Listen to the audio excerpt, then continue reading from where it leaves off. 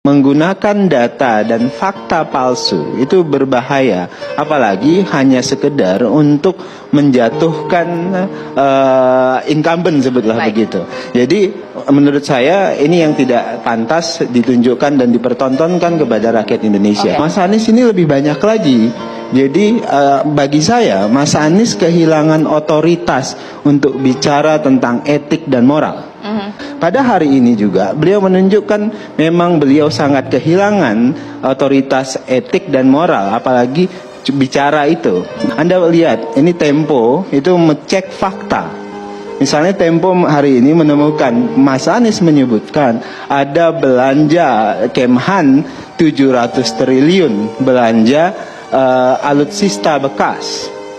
Itu adalah kebohongan yang teramat sangat dipertontonkan Mas Anies untuk sekedar mau menjatuhkan Pak Prabowo. 2023 yang namanya anggaran Kemhan itu 131 triliun. Yang dibelanjakan untuk alutsista itu ada sekitar 30 triliun. Dari mana data yang menyatakan 700 triliun dibelanjakan untuk alutsista bekas?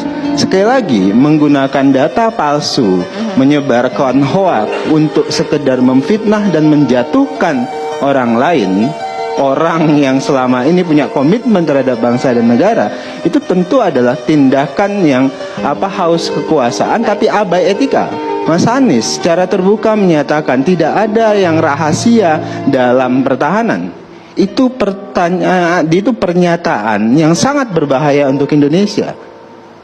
Ada yang tidak rahasia, ada yang rahasia tentu. Dan Pak Prabowo tahu persis seperti disampaikan oleh Mas Sukamta dan Bang Andreas. Ada yang rahasia dan ada tidak. Pak Prabowo sejak awal menyatakan dalam diplomasi internasional yang harus kita tunjukkan di awal itu adalah advantage-nya kita.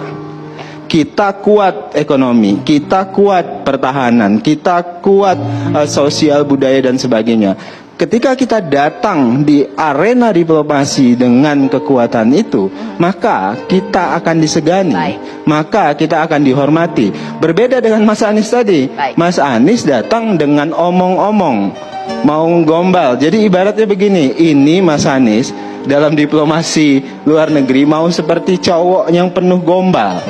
Jadi datang ke pacarnya atau calon istrinya dengan ngomong, saya akan mensejahterakan Anda, saya akan bikin ekonomi kita lebih baik, jangan khawatir deh, saya punya mobil. Ternyata dompetnya kosong, ternyata nggak punya kerjaan, jadi cuma gombal dan omong-omong. Nggak bisa begitu dalam diplomasi. Itu catatannya dari Bang